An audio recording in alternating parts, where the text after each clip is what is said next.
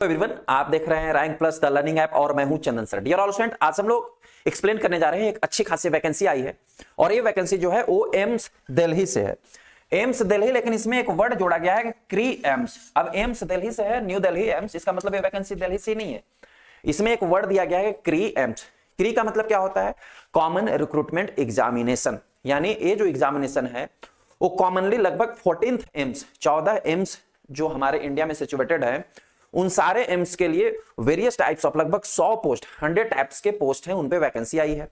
Vacancy lot of post पे है, but हम लोग इस वीडियो में, इस लेक्चर्स में हम लोग बात करेंगे जो लैबोरेटरी से रिलेटेड वैकेंसी है, नर्सिंग से भी रिलेटेड है, फार्मेसी से भी रिलेटेड है, रेडियोलॉजिस्ट से भी रिलेटेड है। इसके अलावा लगभग मैंने बोला ना 100 पोस्ट पे वैकेंसी है, तो 100 टाइप के पोस्ट पे वैकेंसी है। तो जो जिस वैकेंसी से रिलेवेंट रखता है वो अपनी वैकेंसी चेक कर सकता है। हम लोग इसमें लैबोरेटरी टेक्नीशियन से वैकेंसी के रिलेवेंट बात करने वाले हैं। इस वैकेंसी की पूरी डिटेल दी जाएगी, कितनी पोस्ट पे वैकेंसी है, कैसे फॉर्म फिल करेंगे, कब से कब तक फॉर्म फिल होगा, सिलेबस क्या होगा, एग्जाम कब होंगे, नेगेटिव मार्किंग होगा कि नहीं होगा, और एडमिट कार्ड कब आप डाउनलोड कर सकते हैं, सारी चीजों की डिटेल नोटिफिकेशन दिया जाएगा। एम्स से वैकेंसी रिलीज हुआ है। कॉमन रिक्रूटमेंट एग्जामिनेशन का मैंने बताया कि एग्जाम जो होगा वो एम्स न्यू दिल्ली जो है वो एग्जामिनेशन कंडक्ट करेगा। बट ये एग्जामिनेशन लगभग 14 AIIMS, AIIMS Bathinda, AIIMS Bhopal, Bibinagar, Bilaspur, Deoghar, Guwahati, Jodhpur, Kalyani, Mangalagiri, Nagpur, Patna, Raebareli, Rishikesh and Vijaypur, ये 14 एम्स से वैकेंसी आया है। और इन सब एम्स में अलग अलग पोस्ट पे अलग अलग जाकर के जगहों पे आपको अप्लाई नहीं करना है, एक ही जगह से अप्लाई हो जाएगा और वो common exams AIIMS new Delhi लेगा। एम्स, अब आप लोग बोलोगे, थोड़ा सा एक्सप्लेन कर लेता हूं पोस्ट के, फिर इस बात पे आऊंगा कि आप लोग क्या बोलोगे। ठीक है, हम लोग लैबोरेटरी टेक्नीशियन से 3 पोस्ट पे वैकेंसी है। एक है लैबोरेटरी अटेंडेंट की वैकेंसी है जो कि 14th नंबर पोस्ट में एप्लीकेबल है। जब आप इस पीडीएफ को डाउनलोड करोगे, पीडीएफ की डाउनलोड करने का लिंक मैं इस वीडियो का डिस्क्रिप्शन में भी दे दूंगा और पीडीएफ जो है हमारे टेलीग्राम चैनल पर भी अवेलेबल है, उसका भी लिंक इस वीडियो के डिस्क्रिप्शन में, दोनों जगह से आप डाउनलोड कर सकते हो पीडीएफ को। पीडीएफ जब ओपन करोगे तो उसमें 1 नंबर से वैकेंसी का सीरियल नंबर स्टार्ट होगा। मैंने बोला 100 है, 1 to 100, तो 14th number, 41 number and 80 number, 40, 41 और 80 नंबर पे लैबोरेटरी टेक्नीशियन और लैबोरेटरी अटेंडेंट और सीनियर लैबोरेटरी टेक्नीशियन की वैकेंसी की डिटेल दी गई है। सबसे पहले 40 नंबर पे लैब अटेंडेंट ग्रेड 2 की वैकेंसी है। AIIMS Bhopal, Deoghar, AIIMS Guwahati, AIIMS Jodhpur, AIIMS Patna और एम्स रायबरेली, इन 6 एम्स में जो है, 6 एम्स में जो है लैबोरेटरी अटेंडेंट ग्रेड 2 की वैकेंसी है। एज इसमें क्या मांगा गया है? 18 से 27 साल आपकी एज होनी चाहिए, 18 to 27 ईयर एज होनी चाहिए सभी में। पे लेवल कौन सा होगा? लेवल 2 होगा। एजुकेशनल क्वालिफिकेशन आपको लैबोरेटरी अटेंडेंट के लिए क्या चाहिए सर? 10+2 with science. जिन्होंने भी 10th के बाद डिप्लोमा किया है या 10th+2 जो है आर्ट्स कॉमर्स से किया है, वो इसमें अप्लाई नहीं कर सकते हैं। फिर से ध्यान से सुनिए, 10th के बाद जस्ट जिन्होंने डिप्लोमा किया है अप्लाई नहीं कर सकते हैं, या इसके इक्विवेलेंट कोई भी किया है तो अप्लाई नहीं कर सकते हैं। क्लियर यहां मेंशन है 10+2 होना चाहिए और साइंस के साथ होना चाहिए। 10+2 साइंस के साथ, चाहे मैथ या बायोलॉजी किसी से भी किया है तो अप्लाई कर सकते हो। 10+2 साइंस से किया है, पहली कंडीशन ये होना चाहिए। दूसरा, आपको डीएमएलटी होना चाहिए, diploma in medical laboratory technology होना चाहिए। एंड थर्ड वन, डिजायरेबल दिया है, अगर 2 साल का एक्सपीरियंस है तो इट विल बी बेटर, नहीं है तब भी अप्लाई कर सकते हो। It is in desirable. ठीक है, तो 10+2 विद साइंस एंड डीएमएलटी आपकी होनी चाहिए। 10+2 विद साइंस एंड डीएमएलटी जो है वो आपकी होनी चाहिए, देन यू कैन अप्लाई। इनमें से पोस्ट पे अप्लाई कर सकते हो।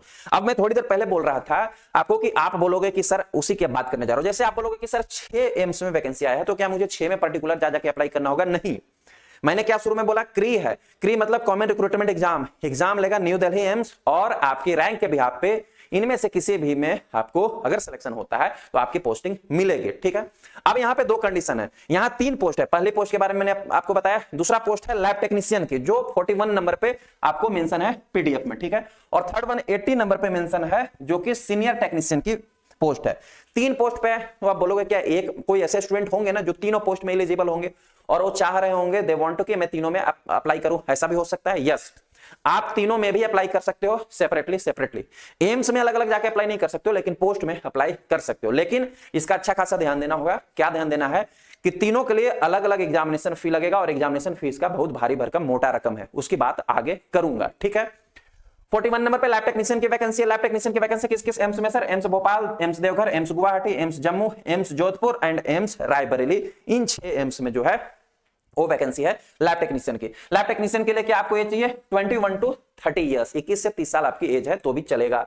लेवल 5 है, इसके लिए एजुकेशनल क्वालिफिकेशन क्या चाहिए सर 10+2 विद साइंस। अगेन इसमें 10+2 के बाद डिप्लोमा किए होंगे नहीं चलेगा, या 10+2 साइंस कॉमर्स से आ सके होंगे तो भी नहीं चलेगा, ठीक है। 10+2 साइंस से होना चाहिए। उसके बाद diploma in medical laboratory technology DMLT होनी चाहिए, या आपने BSc MLT किया हुआ है, डिजायरेबल BSc MLT अगर किया हुआ है, या जिसको हम लोग BMLT कहते हैं तो किया हुआ है तो भी आप इसमें अप्लाई कर सकते हैं।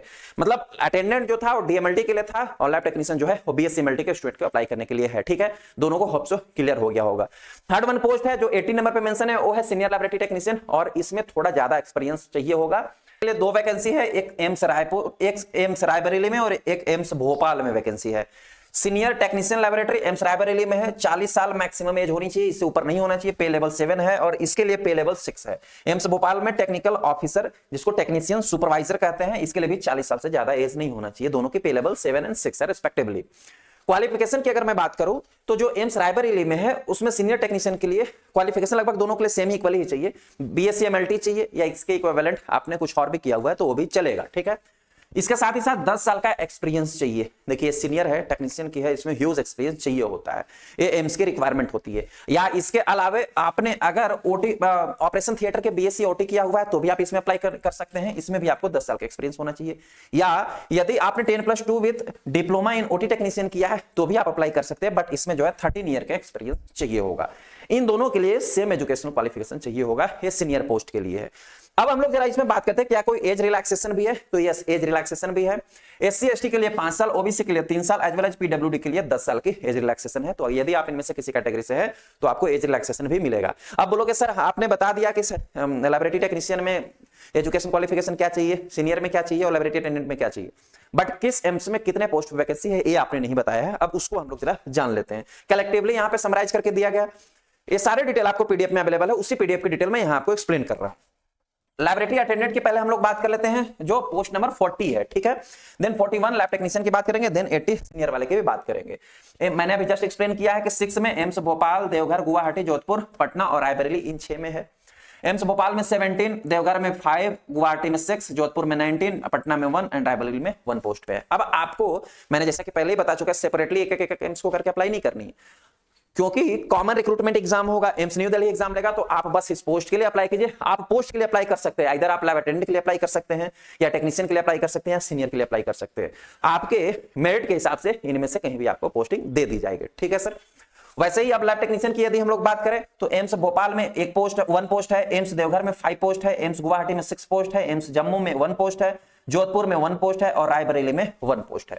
सीनियर की अगर हम लोग बात करें तो 2 पोस्ट के लिए थी, एम्स रायबरेली और एम्स भोपाल, रायबरेली में 2 और भोपाल में 6 पोस्ट पे वैकेंसी है। इतने सारे वैकेंसी जो है यहाँ पर कैटेगरी वाइज भी दिया गया है।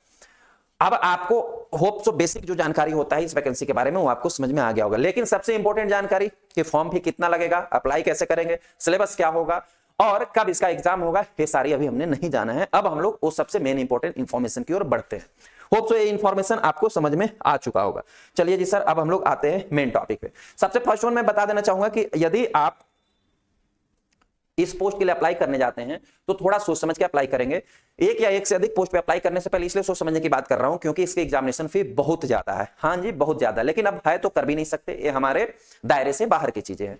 अगर आप अनरिजर्व कैटेगरी जनरल या ओबीसी से बिलोंग्स करते हैं तो जनरल या ओबीसी में जो है 3000 आपको पे करना होगा, या यदि आप SC ST या EWS से बिलोंग्स करते हैं तो आपको 2400 रुपए फॉर्म फी पे करना होगा। अब यहां पे बात आती है कि फॉर्म फी पे कैसे होगा, तो आप डेबिट कार्ड, क्रेडिट कार्ड या ऑनलाइन नेट बैंकिंग से भी आप पेमेंट कर सकते हैं। लेकिन आप एक बात का अच्छा खासा ध्यान देंगे कि पेमेंट जो है वो आप ऑनलाइन के माध्यम से तो करेंगे, लेकिन एक बार पेमेंट हो गया तो आपको फिर रिफंड नहीं होगा। यदि आपका फॉर्म कैंसिल हो जाता है तब भी रिफंड नहीं होगा। तो जब भी आप फॉर्म भरेंगे तो ध्यान से भरेंगे, यदि आप एलिजिबल है तभी अप्लाई कर रहे, वरना आपके पैसे भी बर्बाद हो जाएंगे, ठीक है सर।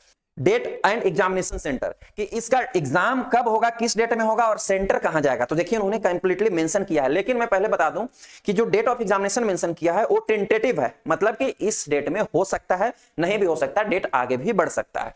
जो इसका एग्जाम होगा सर वो 18 दिसंबर 2023 को एज वेल एज 20 दिसंबर 2023 को हो सकता है, बट इट इज टेंटेटिवली मतलब फिक्स नहीं कि डेट दे दिया, हाँ आपको एक डेट दे दिया, आप इसी डेट में अपना पढ़ाई करते रहो। मैं हमेशा कहता हूं कि सिलेक्शन उन्हीं का होता है जो पहले से पढ़ रहे होते हैं। जब फॉर्म फिल अप्लाई वैकेंसी आती है, फॉर्म फिल करके तैयारी नहीं हो पाती।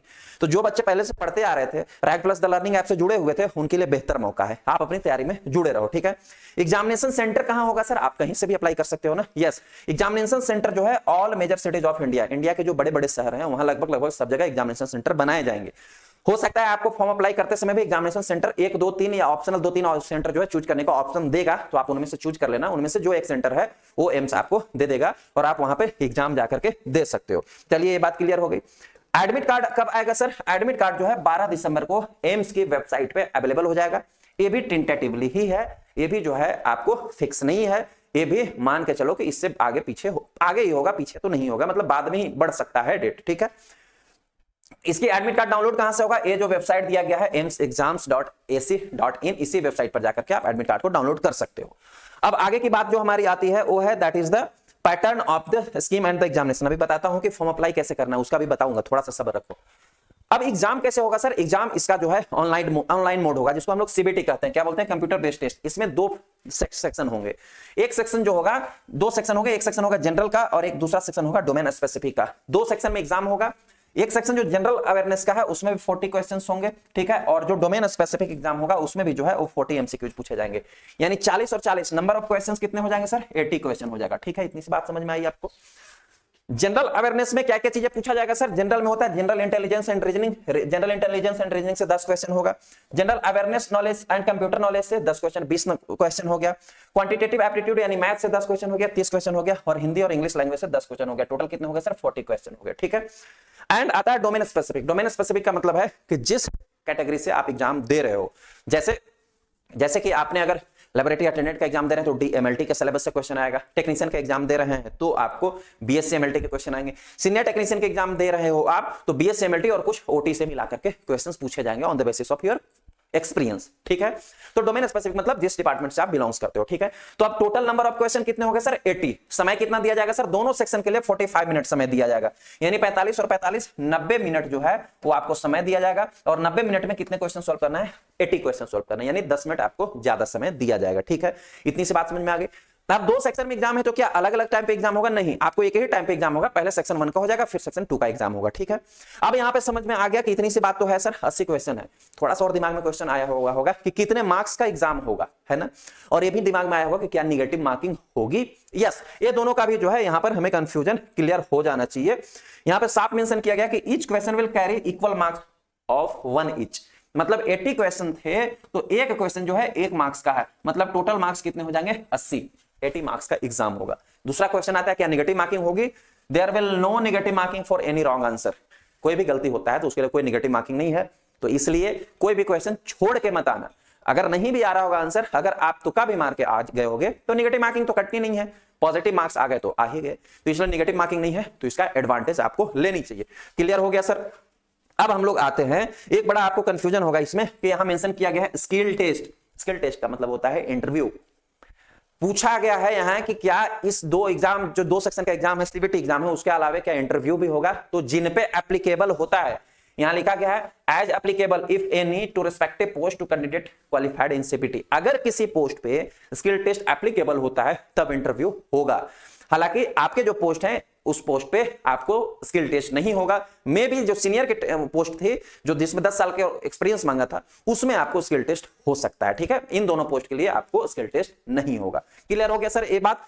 चलिए आगे मुख्य इंपॉर्टेंट बात जो आने जा रहा है वो है दैट इज कि अब अप्लाई कैसे करेंगे इस पोस्ट पे। देखिए ये पोस्ट जो वैकेंसी रिलीज आउट हुआ था वो हुआ था 17 नवंबर 2023 को। अब मैं लेट से वीडियो इसलिए बना रहा हूं, लेट से आपको नोटिफिकेशन इसलिए मिल रहा है क्योंकि इस बिटवीन जो था छठ की छुट्टी थी। छठ पूजा, हम लोग बिहारी हैं, बिहार से बिलोंग्स करते हैं, तो छठ पूजा हमारे लिए बहुत बड़ा इमोशन होता है। तो दीपावली के बाद, दीपावली में तो हालांकि मैं घर नहीं जाता हूं, यहीं ऑफिस की पूजा वगैरह होता है, लेकिन छठ पूजा में मैं घर जाता हूं। तो हर साल मैं छठ पूजा में लीव लेता हूं, छुट्टी लेता हूं। तो मैं छुट्टी पे था, आज ही आया हूं घर से, डिले हुआ तो आज आया और आज ही आपको ये नोटिफिकेशन दे रहा हूं। ये फॉर्म अप्लाई जो है 17 नवंबर 2023 से लेकर 1 दिसंबर 2023 तक आप कर सकते हैं, शाम 5 बजे तक, ठीक है। कैसे करना है? ऑनलाइन करना है। ये एक वेबसाइट दिया गया है www.amsexam.ac, ac मतलब academic.in। इस वेबसाइट पे क्लिक करोगे और डायरेक्ट आपको एम्स की वेबसाइट पे रिडायरेक्ट कर देगा। मैंने क्लिक किया, ये डैशबोर्ड ओपन हुआ। ये जो वेबसाइट है इसको भी मैं इस लेक्चर के डिस्क्रिप्शन में दे दूंगा। ये आपको डैशबोर्ड आएगा एम्स का। इसी डैशबोर्ड से आपको मैंने बताया था कि एडमिट कार्ड भी डाउनलोड होगा, इसी डैशबोर्ड से आप फॉर्म भी फिल कर सकते हो। जैसे ही डैशबोर्ड आएगा यहां पर देखो आपको फ्रंट में ही एक लिखा हुआ दिखेगा रिक्रूटमेंट, इस रिक्रूटमेंट पे क्लिक करना है सर। जैसे ही इस रिक्रूटमेंट पे हम क्लिक करेंगे नेक्स्ट डैशबोर्ड ओपन होगा। नेक्स्ट डैशबोर्ड जैसे ही ओपन होगा देखो सबसे ऊपर में दिया गया है कॉमन रिक्रूटमेंट एग्जामिनेशन, मैंने बोला था ना CREMS, देखो CREMS मेंशन है, ये न्यू वाले, इस पे आपको क्लिक करना है। ठीक है, मैं क्लिक करके दिखा देता हूं। जैसे ही इस पे आप क्लिक करोगे एक नया वेबसाइट, नया डैशबोर्ड ओपन होगा।